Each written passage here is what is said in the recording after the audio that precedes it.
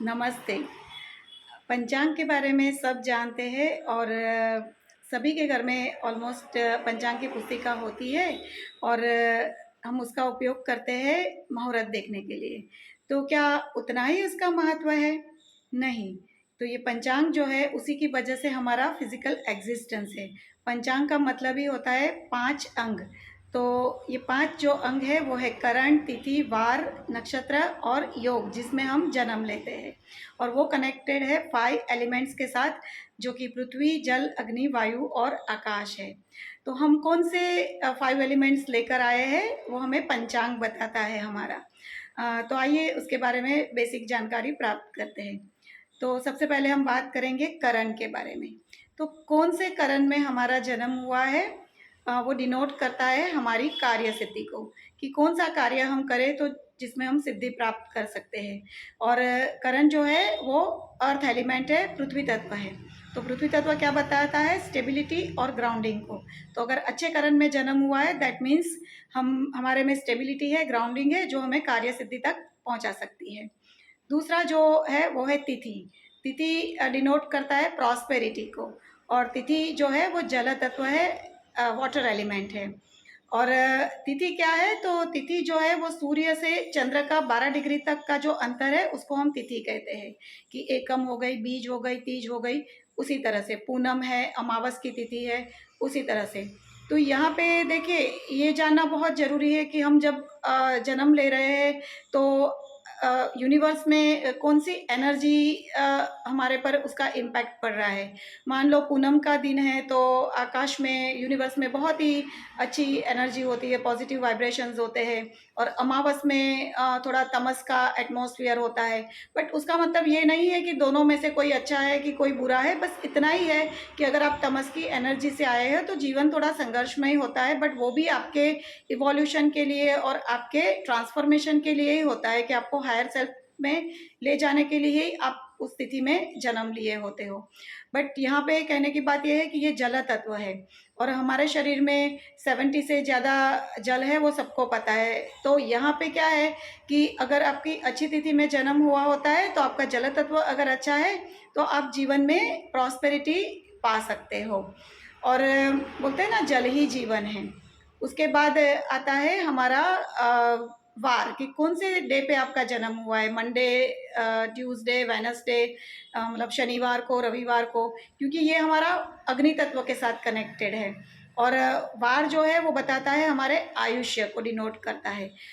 तो देखिए यहाँ पे फायर एलिमेंट है तो वो हमारे शरीर में हमारी जठराग्नि को दर्शाता है। और हमारी जो जठराग्नि अगर अच्छी होती है तो भोजन का अच्छे से हम पचन कर सकते हैं और उसमें से हमारी सप्त धातु का निर्माण होता है। और ये सप्त धातु ही है जो हमें जीवन चलाने में सहायक होती है, मतलब वही हमारे जीवन का आधार है वैसे तो ये सप्त धातु कौन सी है? हमारा जो प्लाज्मा है, रस है, रक्त है मतलब ब्लड है, मांस है जिसको हम मसल्स कहते हैं, मैद है, एडिपोज टिश्यू जिसको हम फैट कहते हैं, अस्थि हमारा जो बोन्स है, मज्जा है और हमारा वीर्य है। यहाँ पे जब वीर्य की बात करते हैं तो वो मेल में उसको हम शुक्राणु कहेंगे, मतलब स्पर्म कहेंगे, और फीमेल में वो ओवम है। तो अगर हमारी शुक्र धातु अच्छी होती है तो हमारा जीवन आयुष्य बहुत अच्छा होता है, क्योंकि शुक्र ही संजीवनी है, जीवन है। और उसके बाद जो है नक्षत्र, कि कौन से नक्षत्र में हमारा जन्म हुआ है, क्योंकि नक्षत्र में बहुत सारी चीज़ें जो होती है वो हमारी स्टोर्ड होती है। हमारे जीवन की जो एक यात्रा है, कहानी है, वो नक्षत्रों में होती है। और चंद्र जो होता है उसमें हमारे जन्मों जन्मों के संस्कार, जन्मों जन्मों के कर्मों का एक डेटा होता है जिसको हम चित्ता बोलते हैं। और चंद्र कनेक्टेड है 27 नक्षत्रों के साथ। तो अगर हमारा अशुभ नक्षत्र में जन्म हुआ है तो वो अशुभ हम नहीं यहाँ कहेंगे, बट वहाँ डेंस कर्मा है, बहुत ज़्यादा हैवी कर्मा हम लेके आए हैं। तो ऑब्वियसली कर्मा ज़्यादा होंगे तो हमें क्लियरेंस के लिए भी ज़्यादा मेहनत करनी पड़ेगी। और अगर शुभ नक्षत्र में जन्म हुआ है तो कहने का मतलब यहाँ हम एक पॉजिटिव अकाउंट लेके आए हमारा कर्मों का, तो हमें जीवन में बहुत आसानी से हम जीवन यात्रा कर सकते हैं। तो नक्षत्र डिनोट करता है हमारे पाप हरण को, कर्मों के क्षय को। तो नक्षत्र अगर अच्छे हैं तो हम आसानी से हमारे कर्मों का क्षय कर सकते हैं, क्लियरेंस कर सकते हैं और इस जीवन से मुक्ति पा सकते हैं। और लास्ट में जाके आता है योग, कि कौन से योग में हमारा जन्म हुआ है, क्योंकि योग है आकाश तत्व, स्पेस एलिमेंट, ईथर। अब जब हमारा आकाश तत्व अच्छा होता है तो मतलब स्पेस एलिमेंट अच्छा होता है तो हमारा क्लटर कम होता है। हम जो भी कार्मिक ब्लॉकेजेस कम लेके आए होते हैं, एक बहुत ही आजू बाजू क्लियर स्पेस हमें मिली हुई होती है, तो उसमें इजीली हम कनेक्टेड टू डिवाइन हो सकते हैं।